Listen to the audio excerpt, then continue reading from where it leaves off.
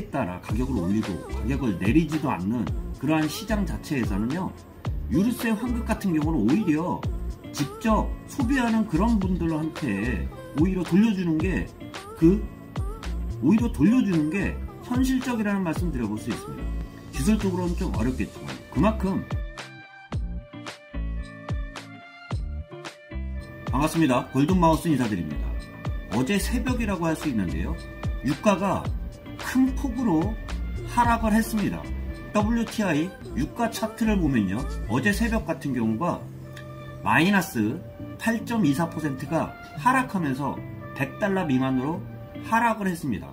99.5달러라고 할 수 있는데요, 오늘 장중 에너지 선물 가격 같은 경우는 조금 다시 반등을 하면서 101.30달러, 다시 100달러 수준으로 다시 회복하는 그러한 모습들도 보이고 있지만, 어제 새벽 같은 경우는 떨어지는데 이유를 찾는다는 게 무의미하겠지만, 나오는 기사들을 보면 세계 경제가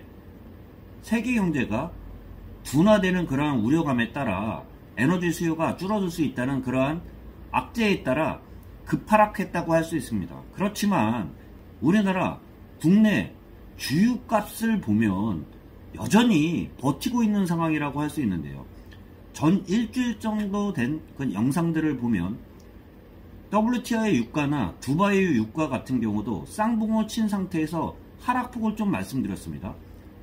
WTI 유가 같은 경우도요, 최고가가 130.5달러 기준에서 지금 현재 마이너스 23.75%가 하락한 상황입니다.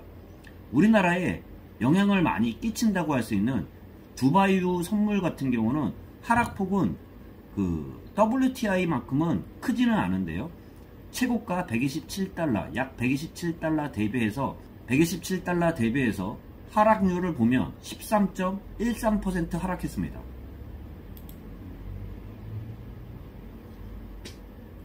WTI 유가보다는 두바이유 같은 경우가 하락폭은 적지만, 그렇지만 추세 같은 경우도 말씀드린 것처럼 쌍봉을 치면서 내려가고 있는 상황입니다.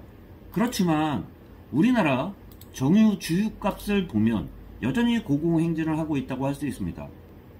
7월 1일서부터 정부 같은 경우가 유류세 인하폭을 최대로 확대를 했지만, 기름값을 내지 않는 주유소에 대한 현장 점검을 나선다고 밝히고도 있습니다.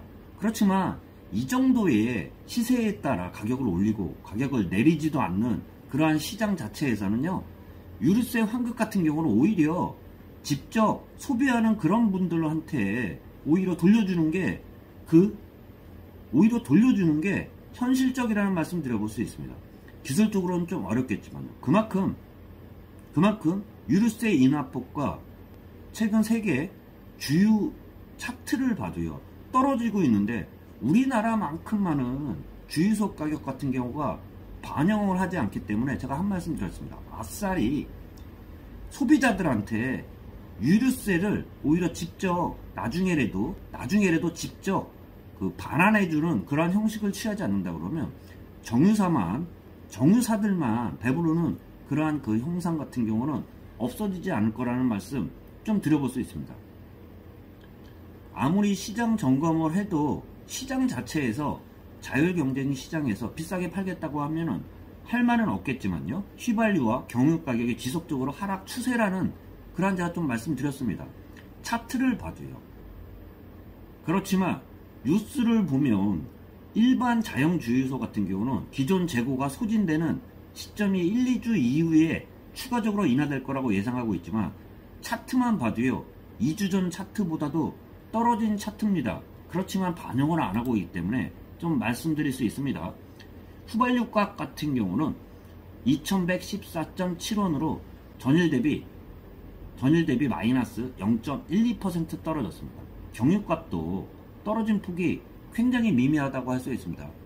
유가 차트가 지금 하락하고 있는 이러한 추세 자체에서는 시장에서 가격을 반영을 안 한다면 눈치는 더욱 극심하게 볼 수밖에 없는 그러한 시장이라는 말씀 좀 드려볼 수 있습니다.